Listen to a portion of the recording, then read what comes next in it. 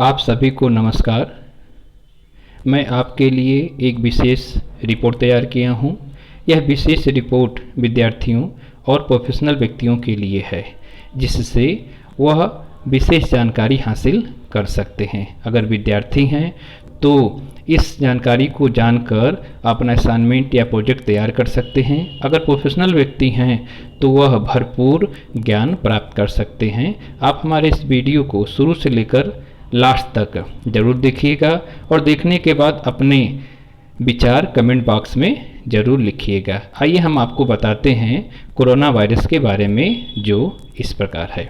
Corona virus संबंधित RNA virus का एक समूह है जो स्तनधारियों और पक्षियों में बीमारियों का कारण बनता है। मनुष्यों में ये वायरस श्वसन पथ के संक्रमण का कारण बनते हैं, जो हल्के से घातक तक हो सकते हैं। हल्के बीमारियों के कुछ मामलों में शामिल हैं आम सर्दी, जो भी अन्य वायरस के कारण होता है।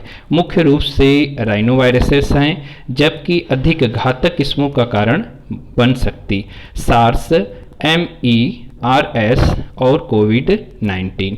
अन्य प्रजातियों में लक्षण भिन्न होते हैं। मुर्गियों में वे एक ऊपरी श्वसन पथ की बीमारी का कारण बनते हैं, जबकि गायों और सूअरों में वे दस्त का कारण बनते हैं। मानव कोरोना वायरस संक्रमणों को रोकने या उनका इलाज करने के लिए अभी तक कोई टीके या एंटीवायरल दवाएं नहीं हैं।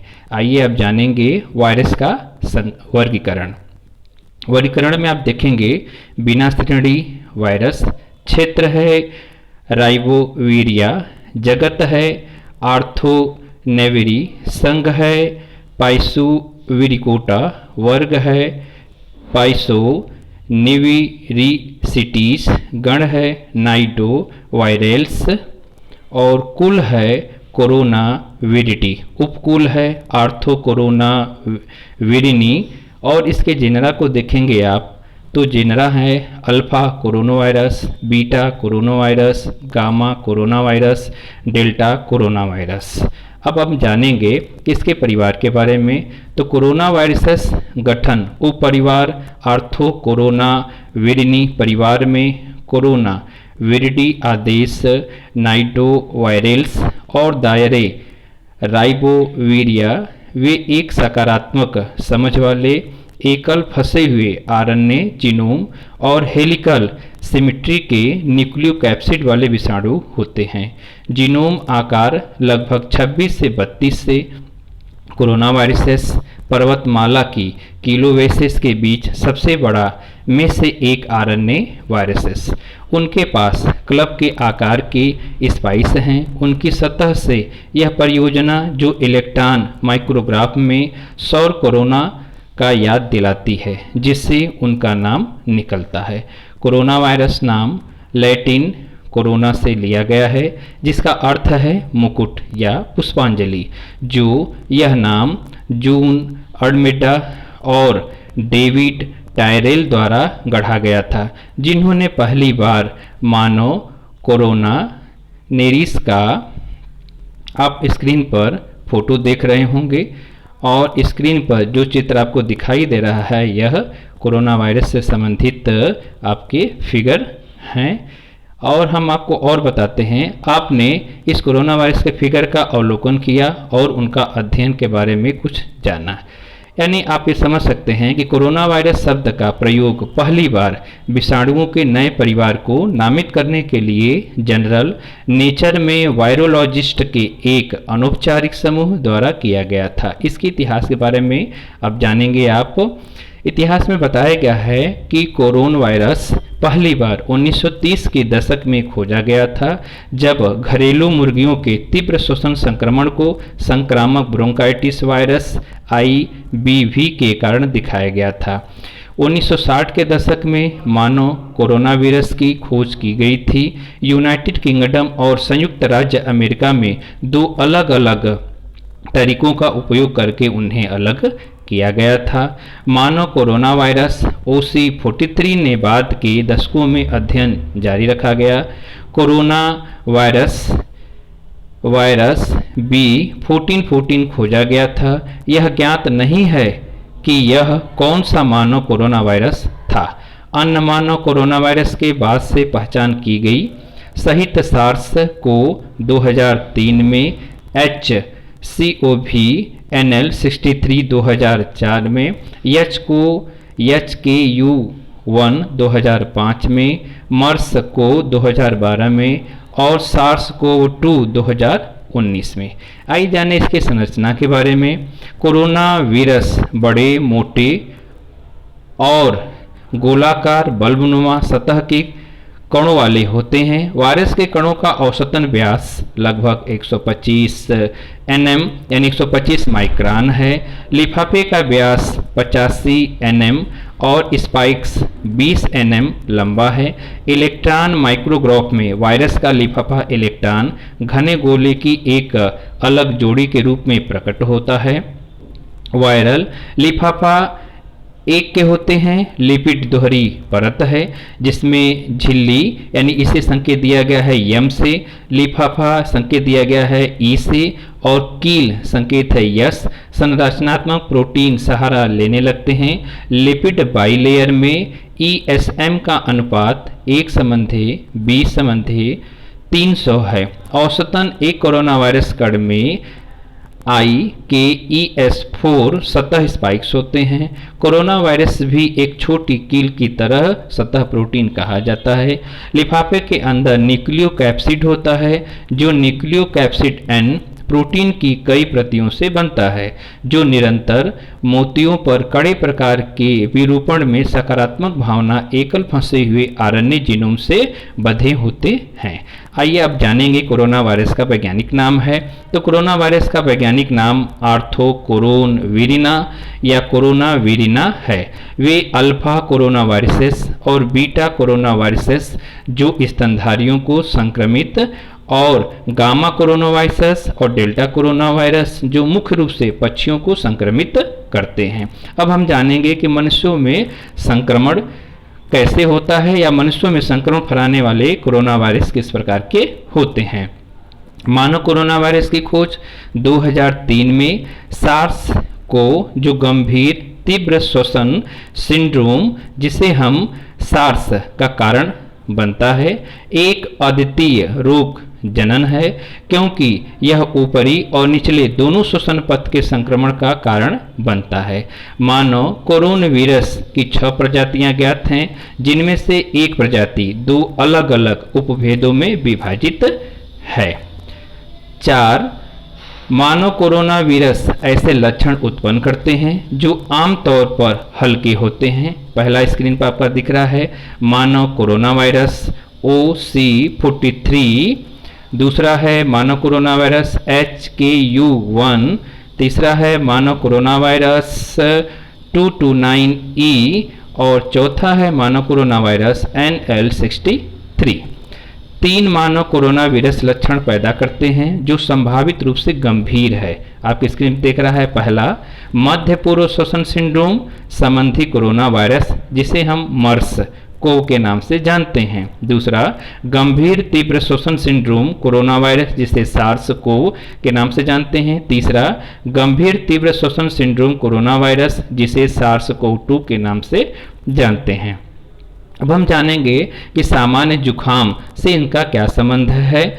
मानव corona virus HCOC43, HKU1, HCO229E और HCO-NL63 लगातार मानव आबादी में घूमते हैं और दुनिया भर में वयस्कों और बच्चों में आम सर्दी के आम लक्षण पैदा करते हैं। ये कोरोना वायरसेस आम जुकामों के 15% के बारे में कारण जबकि जुकाम के 40 से 50% के कारण होता है राइनो वायरसेस। अब इसके रोकथाम और उपचार के बारे में जानेंगे। मानव कोरोना वायरस संक्रमण को रोकने या इलाज करने के लिए कोई टीके या एंटीवायरल दवाएं नहीं हैं। उपचार केवल सहायक है। कई एंटीवायरल लक्ष्यों की पहचान की गई है जैसे वायरल प्रोटीन्स, पॉलीमरेज और एंटीप्रोटीन दवाएं विकास में है जो इन प्रोटीनों और वायरल प्रतिकृति के विभिन्न चरणों को लक्षित करती है। एक टीके की संख्या अलग अलग तरीकों का उपयोग कर विभिन्न मानव कोरोना वायरस के लिए विकास के तहत भी कर रहे हैं। जानवरों के कोरोना वायरस के इलाज के लिए कोई एंटीवायरल दवाएं नहीं है। टीके IBV, TGEV और कैनाइन को के लिए उपलब्ध है, हालांकि उनकी प्रभावशीलता सीमित है। तो हम लोग विस्तृत रूप में जाने, आपको कुछ सामान्य जानकारी के बारे में भी हम आपको बताते हैं। आपकी स्क्रीन पर कुछ सामान्य जानकारी भी कोरोना वायरस से दिख रही होगी। तो इसमें प्रश्न बनता है कि कोरोना वायरस क्या है। तो कोरोना वायरस कोविड-19 चीन और अमेरिका सहित अन्य देशों में व्यक्ति से व्यक्ति में फैलने वाला एक नया वायरस स्ट्रेन है। कुछ मामलों में चीन के बाहर पाए गए मामले चीन से आए यात्रियों से संबंधित है। स्वास्थ्य विशेषज्ञ चिंतित हैं क्योंकि इस नए वायरस के बारे में बहुत कम जानकारी उपलब्ध है और इससे कुछ लोगों में गंभीर बीमारी और निमोनिया होने की संभावना होती है। कोरोना वायरस कैसे फैलता है? स्वास्थ्य विशेषज्ञ अभी भी इसके बारे में जानने की कोशिश कर रहे हैं। वर्तमान में ऐसा अंदाजा है कि ये निम्न कारणों से फैल सकता है। किसी संक्रमित व्यक्ति के खांसने या छींकने पर उसकी श्वसन की बूंदों से उन लोगों के बीच जो एक दूसरे के निकट संपर्क में आते हैं, लगभग 6 फीट के भीतर। कोरोना वायरस कितना खतरनाक है? ज़्यादातर कोरोना वायरस की शुरुआत बुखार और खांसी के साथ होती है।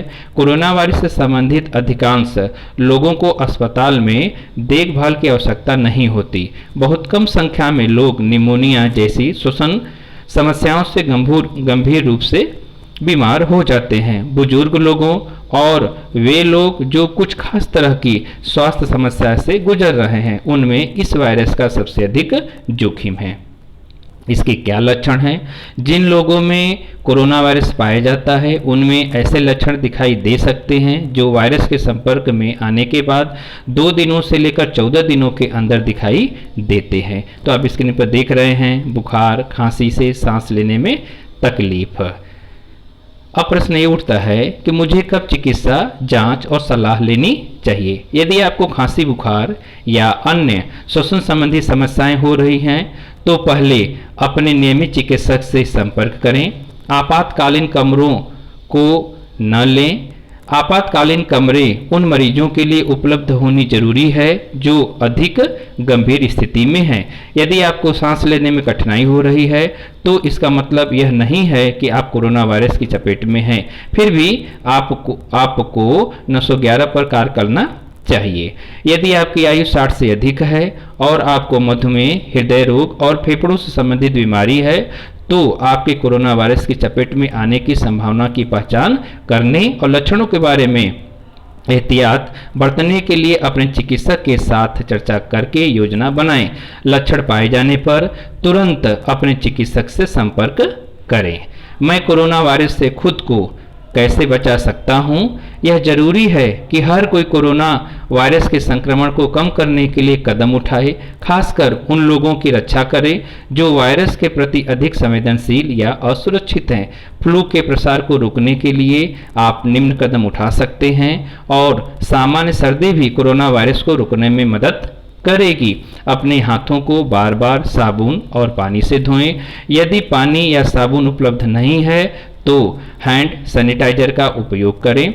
बिना धुले हाथों से अपनी आँखों, नाक या मुंह को छूने से बचें। जो लोग बीमार हैं उनके संपर्क में आने से बचें। जब आप बीमार हो तो घर पर ही रहें और दूसरों के साथ निकट संपर्क में आने से बचें।